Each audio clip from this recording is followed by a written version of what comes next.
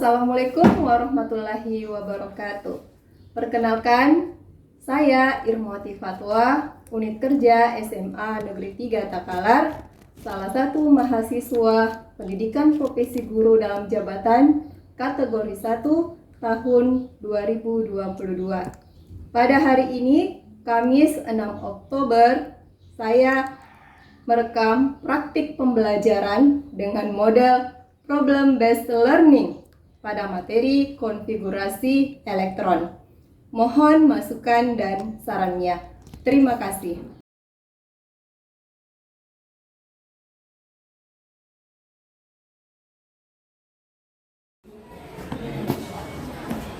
Assalamualaikum warahmatullahi wabarakatuh. Waalaikumsalam warahmatullahi wabarakatuh. Bagaimana kabar hari ini? Alhamdulillah. Sudah siap untuk belajar? Siap. Sebelum kita belajar, ada baiknya Gerak ya? Siap. Duduk siap. Gerak. Pada ibu guru. Teman. Gerak. Gerak. Baca doa. Beri salam. Assalamualaikum warahmatullahi wabarakatuh. Waalaikumsalam warahmatullahi wabarakatuh. Baik, terima kasih Nak. Selanjutnya Ibu absen dulu. Ayun, Andi Indah, Askar, Makri, Fauzan, Rizka, Aulia, Syakira. Baik, jadi tadi ada seorang kita yang tidak hadir pada hari ini karena sakit. Kita doakan semoga diberikan kesembuhan oleh Allah Subhanahu wa Ta'ala. Siap belajar ya.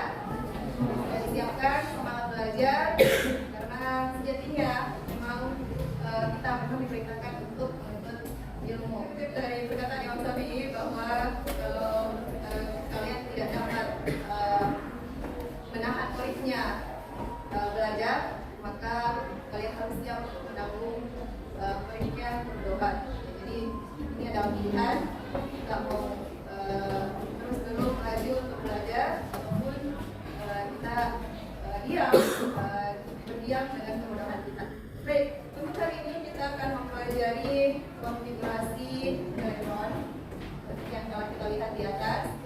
Adapun kompetensi dasar yang ingin kita capai adalah menjelaskan konfigurasi elektron dan pola konfigurasi terluar untuk setiap golongan dalam tabel teori. Indikator pencapaian kompetensi kita yang pertama menjelaskan pengertian konfigurasi elektron. Kemudian yang kedua menentukan konfigurasi elektron dan elektron valensi berdasarkan teori atom. Kemudian yang ketiga menganalisis letak unsur dalam tabel periodik berdasarkan pola konfigurasi elektron teori atom Niels-Bohr. Dengan demikian, untuk pembelajaran kita akan menggunakan model pembelajaran problem based learning melalui pendekatan saintifik dengan metode diskusi, tanya jawab, penugasan. Dan diharapkan peserta ini dapat menjelaskan pengertian konfigurasi elektron. Kemudian yang kedua, menentukan konfigurasi elektron dan elektron valensi berdasarkan teori atom Bohr. Kemudian yang ketiga, menganalisis letak unsur dalam tabel periodik berdasarkan pola konfigurasi elektron teori atom Niels-Bohr. Nah, lihat gambar di atas. Oke, kira-kira dapat gambaran. Kita tahu gambar apa di atas? Sistem tata surya. Sekarang kita bandingkan dengan gambar ini. Masih ada yang ingat gambar ini? Masih ada? Ya, jadi ini adalah model atom Niels-Bohr. Siapa yang ingat bagaimana teori model atom Niels-Bohr? Silakan Adib. Atom Niels-Bohr terdiri dari inti atom, yaitu proton dan neutron. Proton yang bermuatan positif dan neutron yang bermuatan atau netral, dan dikelilingi oleh elektron-elektron yang bermuatan negatif. Ya, Dan elektron-elektron tersebut telah memiliki poros atau jalur yang sendiri. Oh ya, terima kasih, bagus. Jadi Kita ingat kembali teori Niels Bohr ya, mengatakan bahwa dalam atom ada inti atom yang bermuatan positif namanya apa? Proton. Kemudian yang tidak bermuatan namanya neutron. Yang ada elektron yang memiliki inti atom. Yang muatannya tadi saya sebutkan muatannya negatif. Jadi kalau kita bandingkan dengan gambar tata surya tadi, ya berarti begitulah sistemnya atom ya, partikel penyusun atom di dalam atom itu. Setelah melihat tadi, kita bandingkan, ini yang akan kita diskusikan sebentar. Jadi pertanyaannya yang pertama, apa yang Anda ketahui tentang konfigurasi elektron? Yang kedua, apa dan bagaimanakah cara menentukan elektron valensi? Dan yang pertanyaan ketiga, bagaimanakah menentukan letak unsur dalam sistem periodik? Jadi ini kaitannya dengan teori tadi, teori model atom Niels Bohr. Sebelum kita diskusi, kita simak video berikut ini.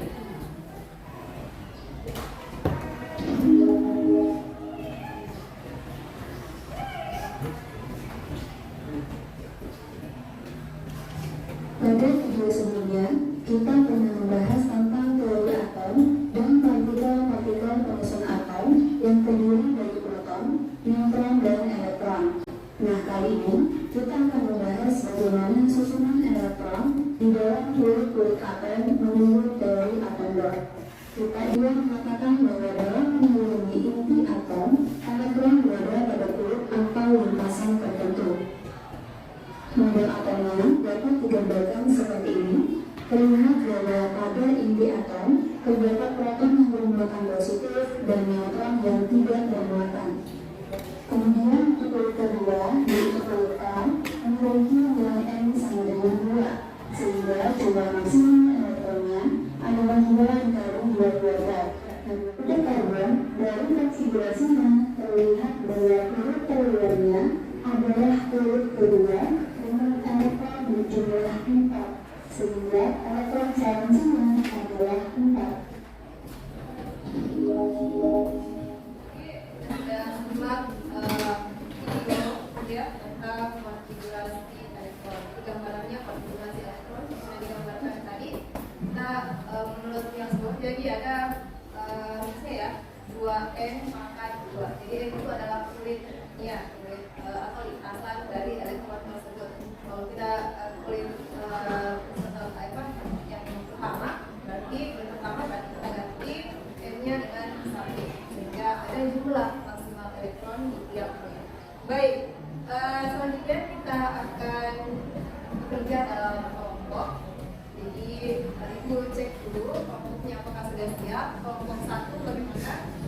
Karena kelompok 1, kelompok 2, 5, 6. Ya, jadi ada 6 kelompok. Kita akan mengerjakan dalam APD, berdiskusi bersama teman kita. Masih ada masalah yang belum terpecahkan ya.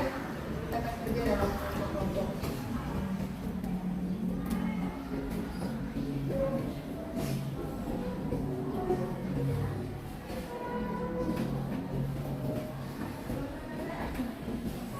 Jadi sebelum kita kerjakan, kita bagi tugas cari informasi. Nanti diberikan lagi ebook sebagai salah satu sumber kita dalam belajar ya. Dalam satu kelompok kita bagi tugas, masing-masing cari dulu informasinya, kemudian berbagi, berdiskusi bagaimana cara mengerjakan yang ada di LKPD. Sudah mengerti semuanya? Ya, sudah ya. Jadi sudah bagi tugas.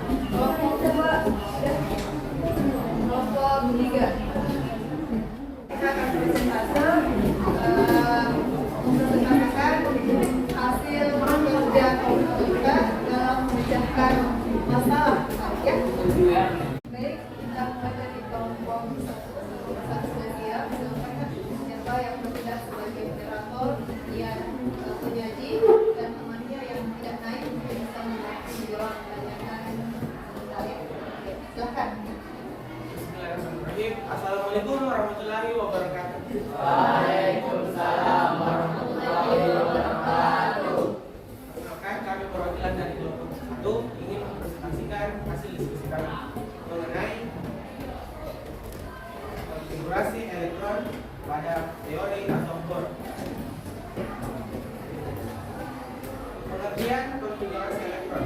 Konfigurasi elektron adalah susunan atau isian elektron di dalam atom. Di dalam atom terdapat partikel subatomic, neutron dan proton yang terdapat pada isi atom, dan elektron yang bergerak mengelilingi atom tersebut pada kulit elektron atau level-level energi yang tertentu. Selanjutnya akan dijelaskan oleh teman saya, yaitu Kira.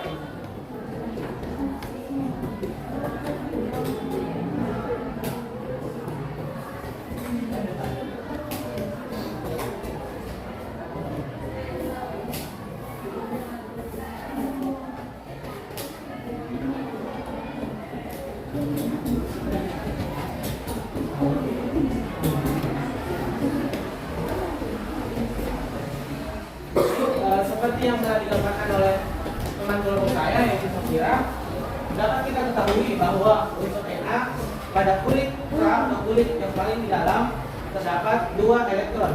Pada kulit L atau kulit kedua terdapat 8 elektron. Pada kulit terakhir atau kulit ketiga terdapat 1 elektron. Sedangkan pada nomor yang kedua, unsur S, pada kulit K terdapat 2 elektron. Pada kulit L terdapat 8 elektron, dan kulit M atau kulit kedua terdapat 6 elektron. Selanjutnya konfigurasi elektron pada unsur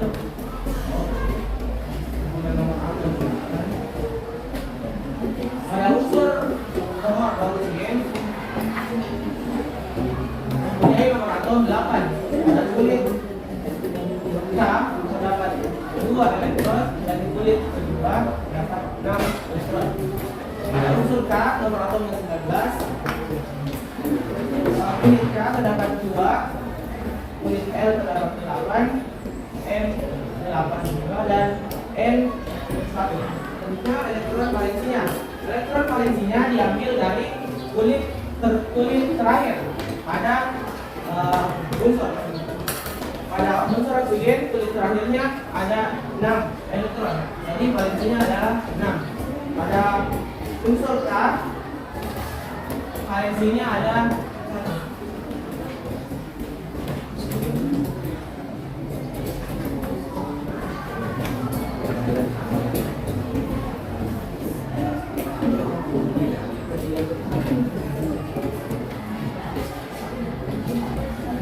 Golongan yang didapatkan dari nomor 1 yaitu 8A.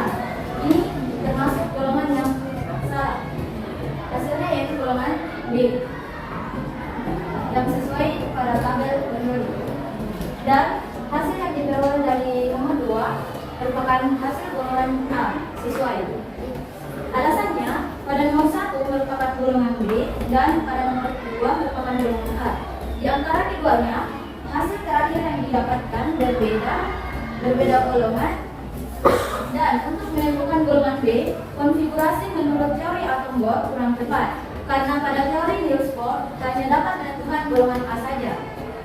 Dan karena akan ada jumlah elektron pada kulit tertentu, tidak 2n pangkat 2 atau jumlah elektron sesuai, namun jumlah kulit tidak sesuai. Sehingga kami dapat berkesimpulan bahwa kami dapat mengetahui pengertian konfigurasi elektron, cara menentukan konfigurasi elektron berdasarkan teori atom Bohr, dan cara menggambar konfigurasi elektron.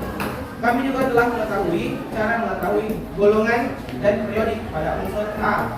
Namun pada unsur B tidak dapat ditentukan melalui teori atom Bohr karena terdapat ketidaktepatan posisi pada tabel periodik. Inilah yang menjadi kelemahan teori atom Bohr, karena tidak dapat menentukan golongan B. Sebelum kami menutup presentasi, kami akan membuka sesi tanya jawab. Bagi kelompok yang ingin bertanya, kami silakan. Assalamualaikum warahmatullahi wabarakatuh. Waalaikumsalam warahmatullahi wabarakatuh. Saya dari kelompok 5 ingin bertanya, pada bagian D 19K, kenapa harus ditulis 2881? Kenapa tidak langsung menulis 9-nya saja seperti langsung 10 ataupun 9? Dari kesimpulan bertanya bagaimana cara mengisi elektron pada kulit ketiga akan berbeda jumlah elektronnya tidak maksimal 16. Mungkin hanya 2 pertanyaan. pertanyaan karena waktu terbatas.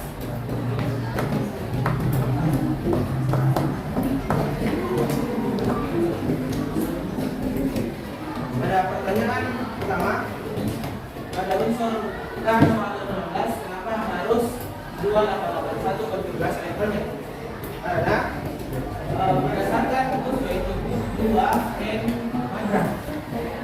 Jadi pada K maka sat elektronnya hanya 2 L 8 M 18.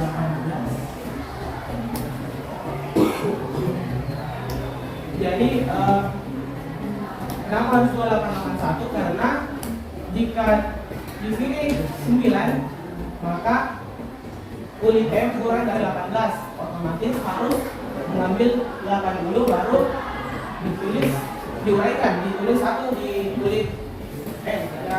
Kemudian kedua, cara mengisi elektron pada kulit ketiga apabila kurang dari 18. Apabila kurang dari 18 maka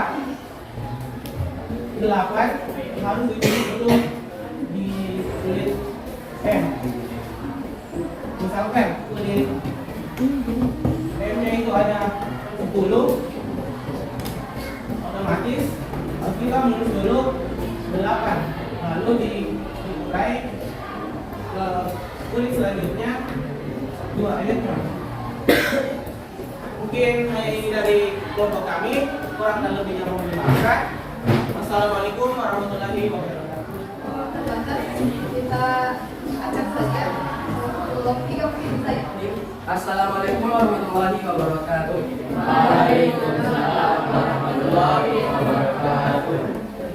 Kami perwakilan dari kelompok 3 akan membacakan hasil kerja kelompok kami. Pertama-tama yaitu apa yang Anda pahami tentang konfigurasi elektron. Jadi, konfigurasi elektron adalah suatu susunan elektron pada lintasan atom. Selanjutnya akan digambarkan oleh Najwa.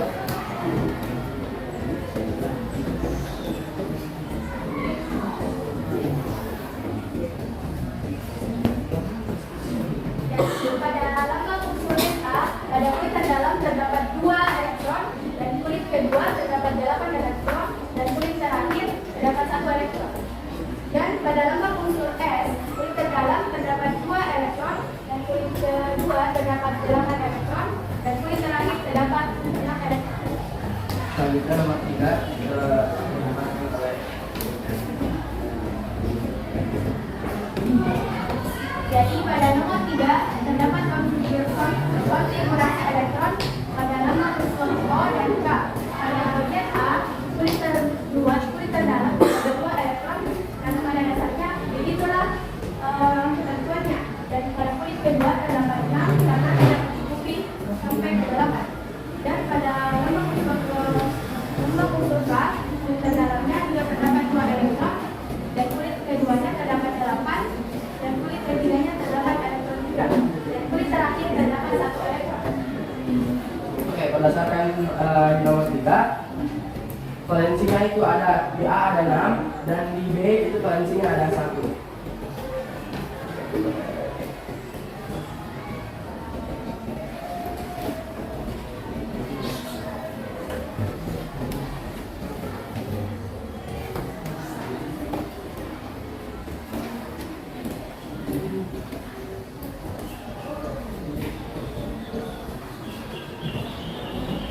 Jadi pada lambang unsur Fe, di sini terdapat periode keempat dikarenakan jumlah kulitnya juga terdapat 4. Dan golongan di sini terdapat golongan 8 dikarenakan valensi pada lambang unsur Fe terdapat 8 atau jumlah kulit terluarnya. Dan pada lambang unsur Fe terdapat periode keempat juga dikarenakan jumlah kulitnya terdapat 4. Dan pada golongannya terdapat 8 dikarenakan jumlah kulit terluarnya juga 8. Berdasarkan tabel periodik sebenarnya itu tidak sesuai karena untuk menentukan golongan B, konfigurasi elektron menurut teori atom Bohr kurang tepat karena akan ada jumlah elektron sesuai namun jumlah kulitnya tidak sesuai. Selanjutnya kesimpulannya akan dibacakan oleh Linda. Jadi kesimpulannya, Konfigurasi elektron adalah susunan elektron pada lintasan atom dan cara menentukan elektron valensi adalah dengan melihat jumlah kulit keluarnya. Sedangkan penentuan periode dengan cara melihat jumlah kulitnya dan penentuan golongan dengan cara melihat elektron valensi. Mungkin hanya itu saja. Apakah ada yang ingin bertanya?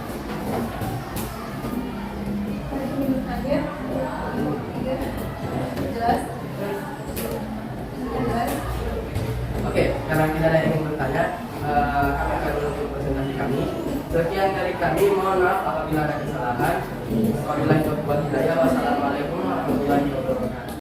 Untuk pertanyaan tadi, kenapa pada saat di unsur K tadi ya, ada konfigurasinya 2881. Ini senada dengan pertanyaannya tadi di kelompok 2, bagaimana cara mengisi kulit ketiga kalau pada kulit ketiga itu tidak terisi elektron. Jadi ada aturan, memang ada aturan pengisian elektron, di mana apabila di kulit ketiga atau kulit keempat tidak maksimal terisi sesuai tadi 242, maka pengisiannya kita kembali lagi ke 8. Jadi kita isi dengan 8 balik. Jadi seperti tadi yang kalsium dengan nomor atom 19, berarti elektronnya ada 19 juga yang akan kita sebar di setiap kulit.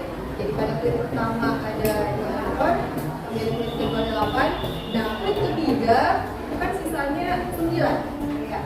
Dia tidak maksimal 18 elektron, tidak maksimal. Maka penulisannya itu dikembalikan kembali ya ke 8 dan 1.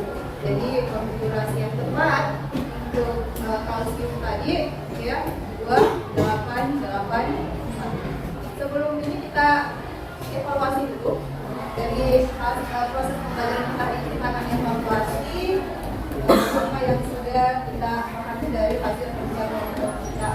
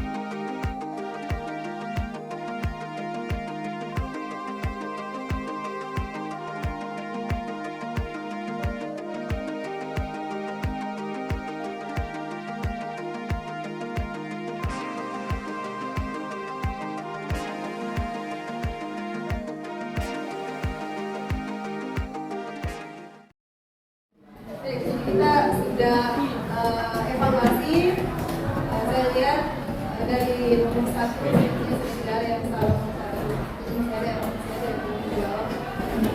Kemudian untuk nomor 2-nya untuk menentukan konfigurasi ya dan elektron valensi, ini sudah benar semua. Kemudian kemudiannya ini ada alasan berikutnya. Sebelum kita tutup, simpulkan pelajaran kita hari ini. Siapa yang bisa menyimpulkan? Silakan. Baik, terima kasih. Assalamualaikum warahmatullahi wabarakatuh.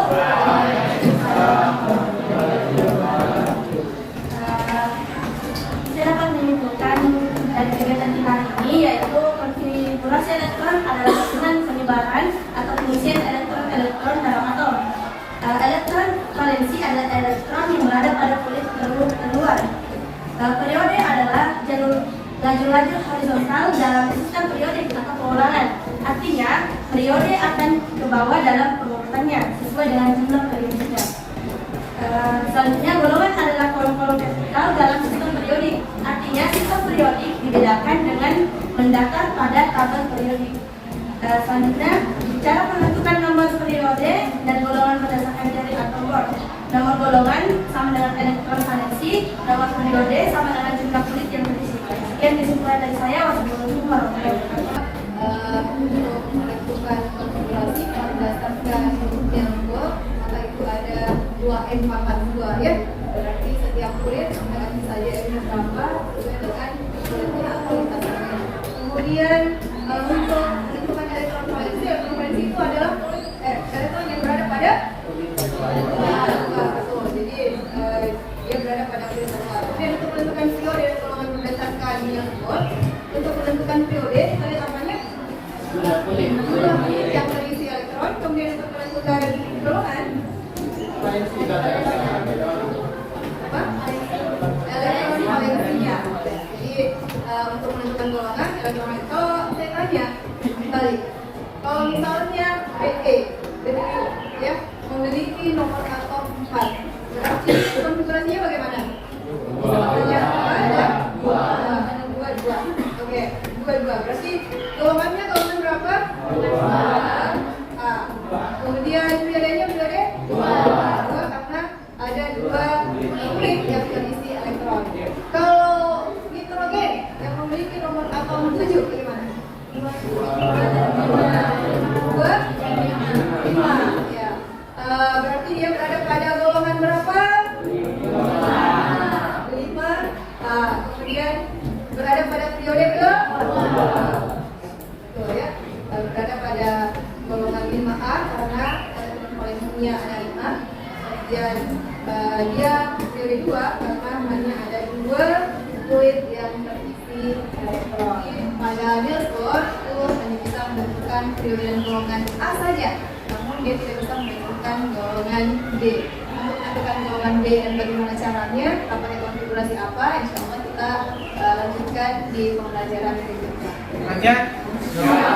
Belum siap, gerak. Ada ini bro, sama gerak. Gerak. Siap, hamdalah.